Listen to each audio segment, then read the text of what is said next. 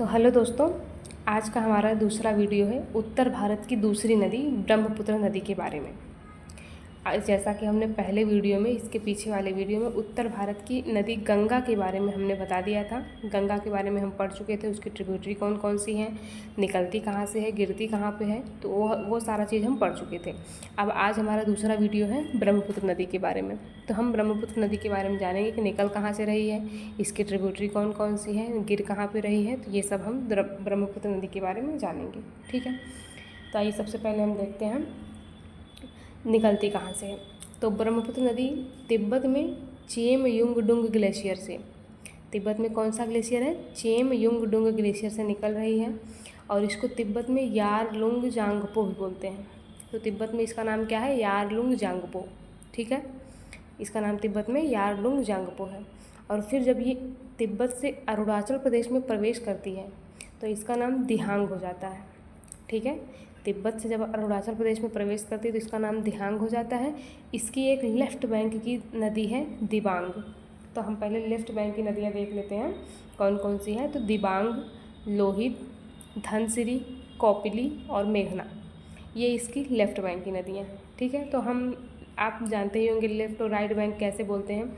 नदी जिस तरफ चलती है उस तरफ अपना मुंह करके देखेंगे तो आपका जो राइट होगा वो नदी का राइट होगा और जो आपका लेफ़्ट होगा वो नदी का लेफ़्ट होगा। ठीक है, तो आगे हम क्या क्या हो गए, तो लेफ़्ट बैंक की नदियाँ हमारी हो गई। अब हम राइट बैंक की नदियाँ देख रहे हैं। तो राइट बैंक से कौन कौन सी आकर के मिल रही हैं। सबसे पहले आती है सुबनसिरी, कामेंग, मानस, रैदाक, जलढाका, संकोश, तीस्ता। और एक नदी आती है पद्मा। तो पद्मा दोस्तों हम गंगा नदी को ही बांग्लादेश में पद्मा बोलते हैं।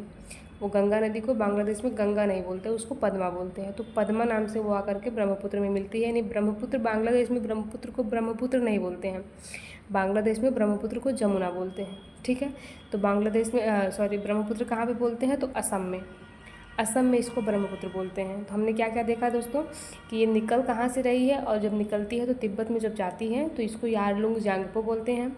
अरुणाचल प्रदेश में प्रवेश करती है तो दिहांग बोलते हैं।